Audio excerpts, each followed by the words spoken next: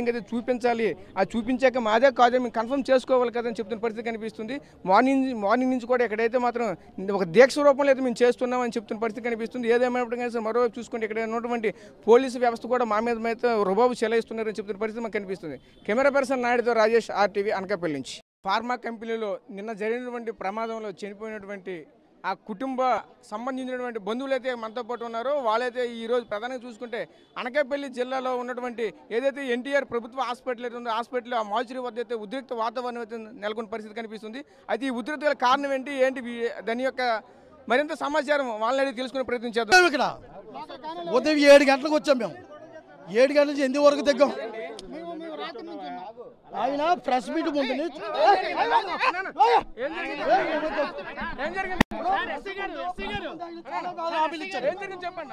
Press ముందు ఇప్పుడు అయినా పార్వతీపురం అంటండి. పార్వతీపురం డెడ్ బాడీ ఉంది ఇక్కడ పార్సార్ది. ఆయన మా ముందు ఉదయం నుంచి కూడా చాలా హామీలు చెప్పాడు. ఆయన చాలా నీతులు చెప్పాడు. ఇప్పుడు సడన్గా ఇప్పుడు ఎందుకు ఏమైందో తెలియదు. మా బాడీని మేము తీసుకుపోతున్నాం అని చెప్పేసి లోనికి వెళ్ళిపోతున్నాడు. ఏ కారణం చేత ఆయన పెద్ద ఆయన కదా, ఈయన మాట్లాడుతున్నాడు. ఆయన కదా మేము అందరూ ఉన్నాం కదా మేము అనుకున్నాం. మరి ఈ పోలీసుల వ్యవస్థ వల్ల లేదా రెవెన్యూ వ్యవస్థ వల్ల తెలియదు, కానీ ఏం మెప్పారో తెలియదు, ఏం చెప్పారో తెలియదు, తీసుకుపోతున్నాడు. మరి మేమేమైపోవాలండి? అంటే మీరు ఇప్పుడు ఆ బాడీలు ఎందుకు వద్దంటున్నారు? అంటే తీసుకునే కారణం ఏంటి? అధికారంగా ప్రభుత్వం నుంచి అధికారంగా ఇది ఇస్తున్నాం. ఆమె ₹1 కోటి ఇస్తారా, 2 కోట్లు ఇస్తారా ప్రభుత్వం నుంచి? వాళ్ళ కుటుంబాలు బాగుపడాలంటే ఏం చేయాలి? వాళ్ళ జీవనోపాధి వాళ్ళు చచ్చిపోయిన వాళ్ళ మీద ఆధారపడి ఉంది కుటుంబాల పరంగా. ఏం చేశారు వీళ్ళు? ఏమీ లేదు. నిన్న 1 గంటన్నర జరిగిన సిచ్యువేషన్కి ఈవేళ 1 గంటన్నర అయింది. 24 గంటలైంది. ఈ వేళకి ఎటువంటి స్పందన లేదు.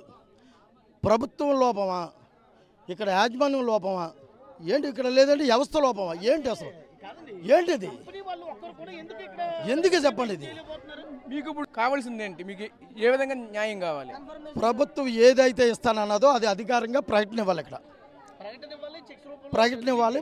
పబ్లిక్గా తల్లిదండ్రులు ఎవరైతే చనిపోయి ఉన్నారో వాళ్ళు ఫైరెన్స్ తాలూకు చేతులు బాబు మీకు ఇది ఇస్తున్నాము, మేము ₹1 కోటి ఇస్తున్నామా, 2 కోట్లు ఇస్తున్నామా, లేదంటే ఎంత ఇస్తున్నామా అన్నది అధికారంగా ప్రకటన ఇవ్వాలి. అది లేకుండా బాడీ లో నుంచి బయటికి తెస్తే మాత్రం మేము ఒప్పుకోమండి. మేమందరం అనకాపల్లి జిల్లా వాళ్ళవే. నాది ఎస్రావరం మండలం, నేను వాకుపాటి సర్పంచ్. నేను అక్కడ మా మనిషి ఉన్నాడు అక్కడ, వెంకటసాయన్న బాబు, నా ఫ్రెండ్ కొడుకు. ఏమండి మేము ఏదైనా దేనికైనా తగ్గిస్తాం. నేను ఫోన్ చేస్తే నా 100 మంది 1000 మంది ఇక్కడికి వస్తారు. మేము చేయలేక ఎందుకు చేయలేదు? ఉదయం నుంచి కూడా సీఏ గారిని చూస్తున్నాం, ఉన్న డిపార్ట్మెంట్ అందరిని చూస్తున్నాం.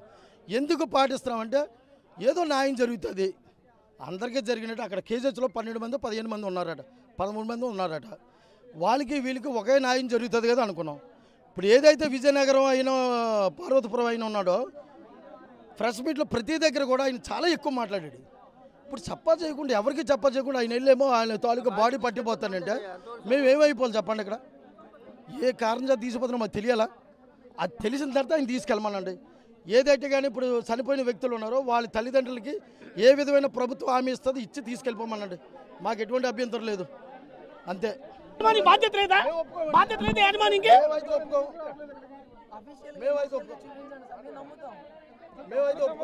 అదేంటి సార్? ఇప్పుడు సార్ అన్యాయం జరిగింది మాకు.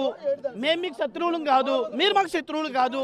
ఏమంటే చిన్న అనర్థం జరిగితే కంపెనీలో ఒక ఎంప్లాయీకి అనర్థం జరిగితే కంపెనీ వాళ్ళు వచ్చి ట్రీట్మెంట్ చేపిస్తారు.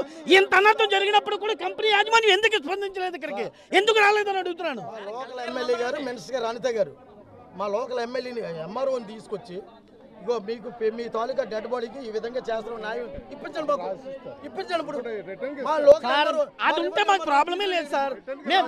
మేము ఇప్పటి వరకు మాట్లాడలేదు కదండి, మేము మాట్లాడలేదు కదా. మరి ఏమంటే ఇక్కడ మేము ఉంటుండగా పొద్దున్న నుంచి నీతులు చెప్పిన ఆయన ఎలా తీసుకెళ్ళిపోతాడండి ఇప్పుడు? సార్ మరి అది ఇప్పటి వరకు మీరు మేము అందరం కలిసి కూర్చున్నాం చెప్తున్నాం. ఇప్పటి వరకు ఏ ప్రాబ్లం లేదు. ఆయన ఎందుకు అలా చేస్తున్నాడు? 7 గంటల చూస్తున్నాం.